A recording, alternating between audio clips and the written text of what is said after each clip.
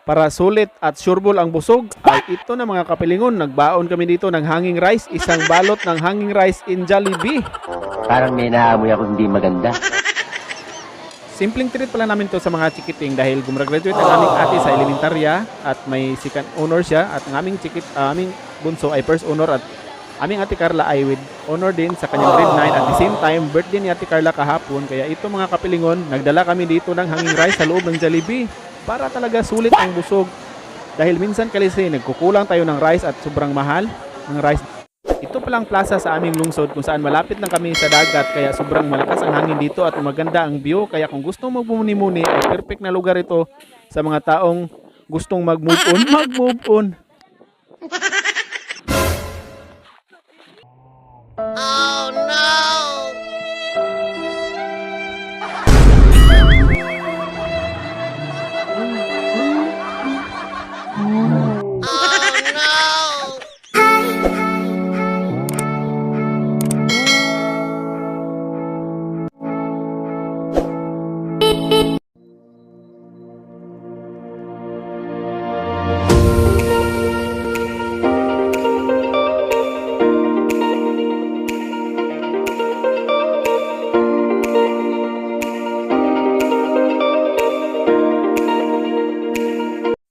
Hello mga kapilingon, magandang araw sa lahat and welcome to Pilingero Channel. For today's video mga kapilingon ay i-flex ko muna ang mga kaganapan sa aking pamilya sa bukid dahil ngayong araw pa lang ito mga kapilingon ay naglalakad kami kasi bababa kami ng bayan.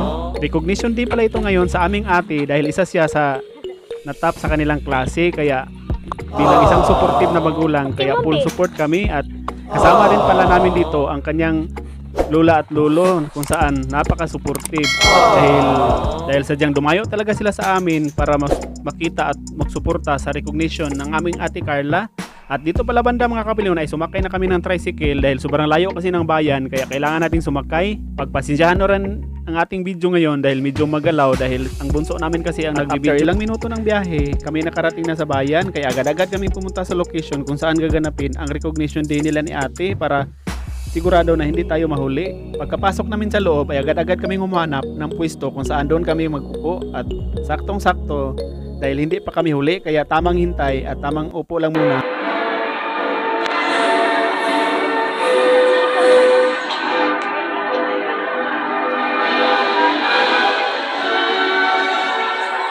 Thank you to all our grade 10 advisors, our school principal, Mr. Ricardo I. Ferrer Jr., our honored guest, Honorable Vice Mayor Erwin Badozzi Ita. Torres Carla J. C. with honors. Torres Carla Jinsi with Uba Princess Diana Lindsay with honors. tawag ka ng gusto. Awahin lang kita. Wala ka ating picture. Mami. Vergara Jessica A. with honors. Wala ka And ating is proud Cebu Provincial Pinaghalong Lawyer in arts. Villa Gonzalo Ashley C. with honors. And is proud Cebu Provincial Pinaghalong 2,000 years later. At dahil sa active ng mga chikiting ay napag-isipan namin na i-treat namin sila ng Jollibee. Si Ate Jinsi kasi gumagraduate ng second honor sa elementarya, si Bunso naman sa grade 3 ay top 1 at si Ate Carla naman sa grade 9 ay with honor kaya deserve nila i-treat. At dito banda mga kapilingon habang naglalakad kami papunta sa highway para makasakay ng tricycle, agoy na tanggal yung lapalapa ng sapatos ng aming ate kaya panay tawanan. Naku po ate, paano na yan? Kaya hanggang dito sa loob ng tricycle ay kinakantsawan nila si Ate Chelsea dahil natanggal nga yung lapalapa kaya hayun. Sinusungog ng aming ate Carla. May kalayuan kasi sa bahay kapag bumalik pa kami ay wala nang oras kaya dumiretso na lang kami sa bayan at napag-isipan namin na ipagawa na lang doon. May mananahit kasi doon. Paano ba kasi tanggal talaga lahat yung apakan niya mga kapilingon kaya dito panay kami tawanan at si ate naman ay naiinis na siguro at nahiya dahil sinabihan na kasi siya sa kanyang mama na wag na ang sapatos na yan isuot dahil may bago siyang sapatos pero gusto niya at nagpupumilit kasi siya kaya yun ang nangyari, unexpected talaga ang lahat. At dito naman bandaan, nandito na tayo sa highway kaya marami na tayong mga sasakyan na makikita at may mga bahay-bahay na rin dahil malapit na tayo makarating sa lungsod. Bali dito pala ang lungsod kung saan kami mamimili ng mga pangangailangan sa bahay. Dito kasi ang pinakamalapit sa amin. Ito pala ay sa province ng Cebu. Sobrang liblib kasi namin yung lugar kaya huwag na kayo magtaka kung napansin nyo ay ako isang ignorante at proud naman ako sa aking pag-ignorante kaya ginagawa ko na lang pilingon dahil hindi ko talaga alam yung ibang bagay-bagay ba lalo na sa mga latest technology ngayon. Sobrang ano na kasi may pagkadating namin sa lungsod ay agad-agad kaming pumunta sa paggawaan ng sapatos yung may mananahi. Yan yung bitbit ni Bunso ngayon. Yan yung natanggal na lapalapa sa sapatos ni Ate Chelsea. Hindi naman pwede kasi na hindi na pantay ang kanyang paa dahil natanggal na yung madidelay pala ang ating lakad ngayon dahil magsadya pa tayo sa patahian ng sapatos para ipagawa yung sapatos ni ate. At saktong-sakto naman pagdating namin sa mga mananahi, naglaro pa siya ng dama at ang sabi niya, ibalagay mo na yung while habang ongoing pang repair ng sapatos ni ate. Kaya nagsadya muna kami dito sa bilihan ng hanging rice. May kamahalan kasi ang rice sa Jollibee at baka mabitin tayo kaya para siguradong busog ay bumili na lang talaga kami ng hanging rice dahil minsan kasi bitin tayo sa rice ng Jollibee at may kamahalan naman kasi doon kaya dito naman para siguradong busog at swak na swak itong ano natin busog na hindi mabigat sa bulsa kaya bumili kami ng hanging rice at pagkatapos namin bumili ay sumakay na naman kami agad ng tricycle dahil ang Jollibee dito sa aming probinsya ay nasa kabilang lungsod pa at may medyo kalayuan din kung saan babiyahin na naman kami ng mga almost 1 hour dahil may distansya talaga at habang nagbabiyahin na naman kami dito piniplex muna namin ang surroundings dahil maganda naman talaga ang surroundings ngayon dahil summer at sobrang green na green yung environment. Kahit medyo malayo yung Jollibee dito sa amin ay no worries dahil treat namin talaga ito sa mga chikiting dahil nagsisikap din sila sa kanilang pag-aaral. Kaya deserve nila ito at habang nagbibiyahe ay nag-i-enjoy rin kami sa surroundings dahil sobrang ganda ng paligid. Lalo na dito malapit sa dagat kung saan dito may fish pen. Kaya enjoy na enjoy ang mga chikiting habang nasa isa rin sa naka-excite sa mga chikiting ay paminsan-minsan lang kasi sila makaranas ng ganito. Minsan lang din kasi sila makalabas dahil malayo kasi kami sa lungsod at nasa bukid kami. Kaya puro na lang talaga kakahuyan ang makikita nila doon at motorcycle lang talaga. Kaya minsan na ignorante din talaga itong mga batang ito. Kaya kahit gaano pa naman kalayo ang travel na ito kaya no worry sa mga skipping dahil minsan alala ko din noon kaya nung bata pa ako ganyan din ang feelings ko kung minsan masama ko sa paglabas ay hindi bali talaga kahit pagod na pagod sa biyahe dahil sobrang layo ay enjoy na enjoy ko talaga dahil lalo na pag ganito may makikita ka ibang mga bahay lalo na nagagandahang buildings, may sasakyan, dagat, mga ganun-ganun ba simpleng kaligayahan sa taong probinsya, di ba? And speaking of Jollibee ay tuwang-tuwa ang mga tikiting dahil spotty na talaga nila ang Jollibee kaya ito excited na silang bumaba sa kanilang sinasakyan para makapasok agad.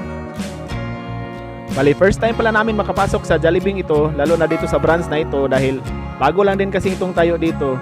Kaya ito na mga kapilingon, sobrang excited ng mga bata. Ang sabi pa nila ay wow, ang ganda talaga dito sa loob ng Jollibee dahil sobrang lamig, sobrang nakakaginaw daw at maganda daw sa kanilang feelings ba. Oh, di ba excited na excited. Kasama pala ng mga chikiting ay ang aking mama. Tamang antay lang muna habang nag-order pa ang kanilang mama at dito spotted na spotted. O ano yan Bunso, bakit hinihikab ka? Kakarating mo lang pala. Eh nagugutom agad. At dito po kailang counter kung saan nag-order po ang asawa ko dahil hindi kami marunong gumamit yung sa screen ba, yung pindot-pindot na parang TV. Kaya mano-mano talaga kami nag-order doon at dito habang nag-iintay pa kami na ma-serve yung order namin kaya tamang upo at waiting lang muna at nag-prepare na din kami sa aming baon na pangmalakasang hanging rice kung saan nasa kami yung tipong hindi ka mabubusog pag walang rice kaya yun, nagdala talaga kami para sigurado ba, dinala talaga namin ang hanging rice dahil dollar din kasi ang rice dito sa loob at dito banda ay enjoy habang nag-waiting. Speaking of rice, iwan ko ba mga kapilingon kung pati ba kayo ay hindi talaga makumpleto ang kainan ba kapag kunti lang ang rice bitaw, hindi talaga kami mabubusog yung tipong parang kulang pa rin kapag iba talaga pag marami ang rice ba, hindi bali na't maraming rice kumpara sa ulam kasi nakasanayan ko talaga namin yung rice talaga ang mas marami lalo na doon sa probinsya kaya yun. At habang naghihintay kami dito ay alam ko excited na yung mga chikiting ba na ma-serve na yung in-order namin kaya dito parang kulit-kulit na hindi na mapakali lalo na si Bunso panay silip na kasi siya doon sa counter kasi may dumarating na din kasi siniserve akala niya sa amin na sa katabing table pala kaya yun. At dito banda mga kapilingon ay ito na nakarating na nga talaga yung the long wait is over kumbaga dahil nandito na talaga yung order nila. Nag-order pala kami dito ng 2 bucket na large mayon, yung maraming laman ba para makatipid din. At dahil nandito ng order natin, kaya yun, nagsimula na kaming kumain at napansin ko na wala pa namang rice kasama sa in-order natin. Kaya yun, no worries lang muna kami dahil meron naman tayong baon na hanging rice. Kaya yun, nagsimula na pala kaming kumain dito habang wala pa ang rice dahil meron naman tayong baon, kaya no worries lang. Kaya ito na mga kapilon, ito palang order namin. Masarap din sa feeling na makikita mo ang pamilya mo na kumakain dito dahil kahit paminsan-minsan lang ito mangyayari sa amin. Iba rin kasi ang dulot ng happiness ng mga chikiting, lalo na pag ganito dahil deserve na deserve din naman nilang i-treat ng ganito dahil nagsisikap din sila sa kanilang pag-aaral. At in fact, marami silang awards, kaya ayun. At the same time, birthday treat din namin ito sa aming ate dahil nagbe-birthday kasi ang aming ate Carla kahapon, kaya yun, dito na lang din namin i-celebrate pero ayaw niya kasi pakantahan kasi mahihain kasi ito ang aming ate. Masaya din pala ako mga kapilingon, nakikita ko ang aking pamilya na kumakain dito kahit nagtingin lang tayo dito dahil alam ko kasi nung mga kapanahonan hindi pa talaga kami nakapasok ganyan dahil lalo na noon na instead na pumapasok kami niyan ay tinitipid kasi namin yung pera dahil kulang lang kung tutuusin. Kaya yun, kahit pa paano, paminsan-minsan lang tayo makapasok dito, sobrang masaya na talaga tayo ba na kahit sa isang taon, kaisa lang or sa isang taon hindi tayo makapasok dito. At least ba, sa ngayon na-try na din natin. Sa kagitnaan ng aming pagkain, napansin ng aking misis na hindi pa talaga dumating ang rice. Supposedly kasi may 8 pirasong rice dyan nakasama kung saan saktong-sakto namin na tag-iisa kami. Kaso nga, hindi dumating, kaya yun, napatayo ang aking misis at dinala yung resibo at pumunta doon sa counter para i-follow up yung rice, baka nakaligtaan lang. So dami-dami na ba nang pwedeng kalimutan ay yung rice pa talaga na rice is life talaga tayo. Kaya yun, pinalo up ng aking misis yung rice kung nasaan na ba dahil kanina pa siyang nagpunta doon tapos tinanong kung wala ba talaga. Wala naman talaga wala man lang nakikita na putos dyan sa rice ba dahil akala siguro nila na may rice na nakasama dahil may hanging rice kasing kasama, hayon tuloy. Iba kasi kapag yung rice talaga dito, iyan ang nagdala ng bida, ang saya. Iba talaga pag Jollibee, no? Pwede naman tayo magluto sa ating bahay pero iba talaga ang ambiance at ang dating ba kapag dito talaga tayo kumakain kung saan maraming tao tapos dito makaupo tayo sa sobrang lamig. Kaya yun mga kapilingon, satisfied talaga ang mga bata at saka talaga nila yan talaga ang kanilang prepare. Sobrang iba talaga pag bata, Jollibee talaga. Yung sa akin kasi manginasal ka talaga ako dahil iba kasi sa manginasal ang dating, lalo na pag rice ang pag-usapan, may unli kasi doon. Kaya yun, panay lang ako doon, panay taas ng kamay. Pero dahil sa mga chikiting itong treat natin ito sa kanila, kaya sila ang masusunod. Kumbaga sila ang boss ngayon dahil ito ang kanilang pinipili. Pinapili ko kasi sila kung saan ang kanilang gusto. At at the same time mga kapilingon, malayo din sa amin ng manginasal. Wala pa kasi dito sa doon malapit sa aming probinsya ba. Ito din kasi ang Jollibee at saka yung McDonald, ito yung malapit sa amin. Biki naman Jollibee. Paano mo naman spelling hero? Ang libre promotion na ito. Bitaw mga kapilingon. Nako, bida. Ang saya talaga dito sa Jollibee. Yung bunso namin ay alam ko sobrang saya niyan. Pati yung si ate namin, Ate Chelsea at si Ate Carla, ay sobrang happy niyan. Iba talaga pag dito sa bukid ba. Minsan lang talaga tayo makapunta dito. At the same time, minsan lang talaga kami makapasok dito sa Jollibee to. Hanggang tingin lang kasi. Kaya yun, grab opportunity lang talaga tayo dito mga kapilunat. Pagpasensyahan lang talaga ba. Hanggang dito lang talaga ang ating update. Dahil at mga kapilingon, enjoy the moment lang talaga mga kapilingon dahil treat ito sa mga chikiting at the same time sinasama ng aming pamilya, si mama at si papa. At dito na pala mga kapilingon, dyan na yung nag-serve sa aming rice na hindi na deliver kanina, hindi na pasama sa sa picking sa rice sa kanina kung saan sinasabi ko na hindi na pasama sa kanilang kapag serve, yun, na-reserve na yung rice ay okay na, nahimutan na yung kalag, nahimutan na yung loob. At dito mga kabilon ay enjoy na talaga ang saya. Iba talaga ang Jollibee, bida ang saya. Ang sarap pa naman ng pakuplot ang sarap ng pakuplot ni ate ba. Nakaano pa talaga sa screen natin. Speaking of treat mga kapilingon ay hindi pala nagdiman yung mga chikiting. Kumbaga, desisyon talaga namin i-treat sila at sila lang pinipili namin kung ano ang gustong kainan nila. Dahil yun na nga, nakagraduate ang aming ate Chelsea sa elementarya with second honor at ang aming arot sa grade 3 kung saan first honor ang aming ate Carla sa grade 9 with honor. Kaya yun, at birthday din ni ate Carla, kaya ayun, bilang pasasalamat dahil sa kanilang pagsisikap o reward, ayun, tinitreat namin dito. Kaya ayun, pumapasok kami dito ng kahit paminsan-minsan lang. At dito sa branch na ito, first time at dito banda, na-amaze nga yung mga chikiting ba dahil first time din nila nakita ang Jollibee na ito dito sa province. Meron din naman sa iba pero dito sa location na ito ba, first time lang nakapunta. Kasi dati wala pa kasi itong establishment na ito. I think masaya naman talaga sila dahil makikita naman sa expression ng kanilang mukha. Ay, isa lang aking masasabi, deserve niyo yan at sana pagpatuloy niyo ang pagsisikap sa inyong pag-aaral at sa next year aasahan nyo pag magkataon na may pira pa, may ano tayo ay babadgetan natin at ibang ano na naman, treat na naman. Kung gusto nyo Jollibee ulit ay Jollibee, basta promise, basta magsisikap i-treat na naman, mag-ano naman si Pilingiro, ang papa nila ba nag-introduce tuloy si Pilingiro. Bitaw mga kapilon, by the way mga kapilon, natawa ako sa ano ba, iba talaga pag ano no, pag probinsya ba, technique is the key, o di ba?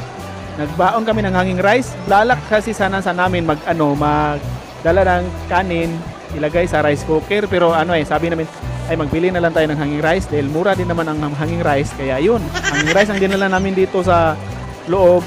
Sa Bisaya niyan ay puso man yung tawag sa amin. Rice kasi yan na binalot sa dahon ng niyog. Kaya yun, tinatawag namin hanging rice dahil nakahanging kasi yan. Kasi may tipo kasi yan. Ano ba? Yung ano ng dahon ba? Masarap din naman yan at the same time hindi naman kamahalan at yun nakaraos ang ating ngayon, satisfied tayo sa ating pagkain dahil iba talaga pag ano ba kulang sa rice parang hindi ka satisfied pag rice is life ika nga kaya yun kailangan talaga natin maraming rice para talagang satisfied tayo. Sula at yun isang simpleng banding sa pamilyang taga-Bukid at ito na malapit na kaming matapos dahil papaubos na ang aming rice.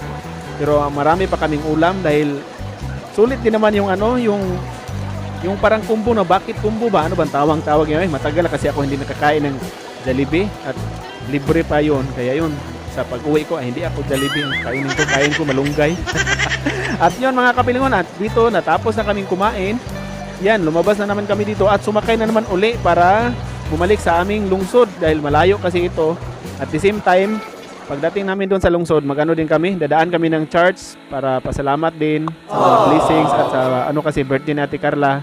Yun, magano kami, magtirik ng kan. At habang nagbabiyahe kami pa uwi, piniplex-plex ko na din ang surroundings dahil maganda kasi ang tanawin ba, hindi tayo lugi dito sa view sa gilid-gilid ba kasi yung kalsada kasi dito namin ay nasa gilid ng dagat kaya ang dagat naman ay sobrang ganda, sobrang blue na blue ba. Kaya deserve at saka nakaka-proud din i-flex. At after ilang minuto mga kapilingon ay nakarating na naman kami dito sa lungsod. Pagbaba namin sa sasakyan ay agad-agad kaming dumiretso sa simbahan at saktong-sakto dahil may 3 o'clock mass kaya yun. Napagdesisyon na namin na mag-attend muna kami ng mass dahil minsan lang din kami nakasimba dito at dito si Bunso ay bit niya yung sobra ng kinain namin kanina dahil marami kasi yung laman ng bucket kaya yun hindi namin naubos, sayang din naman pag hindi natin dalhin. Kaya yun, may pa-bring house na naman tayo sa Pilingiro at dito banda mga kapilingon, ito palang simbahan namin dito sa Dumanhog kung saan maganda ang simbahan dito mga kapilingon, yung lumang building ba na basta pang tourist attraction mga kapilingon ba kung ibig sabihin nito, pasensya na kayo no, naguluhan man ako sa aking sasabihin basta mga kapilingon, ipiplex at itutor na lang natin kung na lang kayo sa loob para makita nyo ba at kayo na lang dahil hindi ko man iwan ko ba na nabulol man talaga ko ito ito ang loob ng simbahan mga kapilingon, hindi pa kasi nakastart ang at dahil kunti pa lang din ang tao kaya nagvideo-video muna si ate at dito banda, dito kami nakaupo magpamilya, dito kami tapad lang kami ba at yan ang loob ng simbahan dito mga kapilingon. Tamang antay lang muna kami dahil hindi pa nag-start ang mass at after ng mass mga kapilingon ay agad-agad kami dumiretso sa gilid kung saan doon kami magtiri. Doon kasi banda ang designated sindihan ng mga kandil ba dito banda mga kapilingon at dyan sa right side yan yung simbahan kung saan may maraming tao ba na kagagaling din nagsimba at yung iba din dito may kasama din kami na nagsindi ng kandel dito mga kapilingon. Muna kami ng kunting alay at panalangin para sa mabuting kalusugan at aming patron dito mga kapilingon ay si St. Francis de Assisi at after namin mga kapilingon dumiretso din kami sa aming plaza para ma-flex din namin ang plaza namin dito mga kapilingon. Maganda din plaza namin dito mga kapilingon dahil nasa gilid kami ng malapit kami sa dagat kung saan blue na blue yung siniri at saka green na green yung mga kahoy ba. Kaya dito mga kapilingon, ito yung plaza. Very relaxing ang ambience mga kapilingon dahil sobrang lakas ng hangin, malapit na kasi siya sa dagat. At hanggang dito lang muna ang ating vlog mga kapilingon dahil habang pauwi sa bahay, hindi kalimutan na sa aming ating mag-video ba. Napagod siguro sa biyahe kanina. Maraming salamat po sa inyong lahat, lalo na sa nagsuporta at sa mga hindi po nakasubscribe, subscribe po na aking channel. Thank you for watching. God bless. Maraming salamat po. Bye, hanggang sa muli. Paalam. Shoutout po kay Ma'am Nuralyn Siso, and shoutout din sa mga anak ni Ma'am na si Sir Neil Jan at si Sir Frank Christian, especially sa asawa ni Ma'am na si Sir Noel Siso. Yan, shoutout po sa inyong lahat. Shoutout din po kay Ma'am Celia Cado from Milaor Camsur Bicol. Shoutout also kay Ma'am Vivian Hieronimo, and shoutout din sa anak ni Ma'am na magbe-birthday this coming April 21. Yan, advance happy birthday po sa inyong anak Ma'am na si Ma'am Aprilyn Hieronimo Mercado. Shoutout din po kay Ma'am Rose Maniobra from Cabuyao, Laguna, and shoutout din kay Ma'am Raquel Sulaima from Taytay Rizal, and shoutout din kay Ma'am Adel Azar. Shoutout also kay Ma'am Amy Velasco, and shoutout din kay Ma'am Duli Jaime from Pimbo, Taguig City. Shoutout also kay Ma'am Gurisa Pampilon watching from Bulacan. Shoutout din kay Ma'am Marilo Cabrera, and shoutout din sa anak ni Ma'am na nagbe-birthday last April 13. Yan, belated happy birthday po sa inyong anak Ma'am. At yan, maraming salamat po sa inyong lahat mga ma'am and sir, lalo po sa mga subscribe at suporta sa aking munting YouTube channel, at sa mga hindi pa po na-subscribe po natin sa channel. Thank you for watching.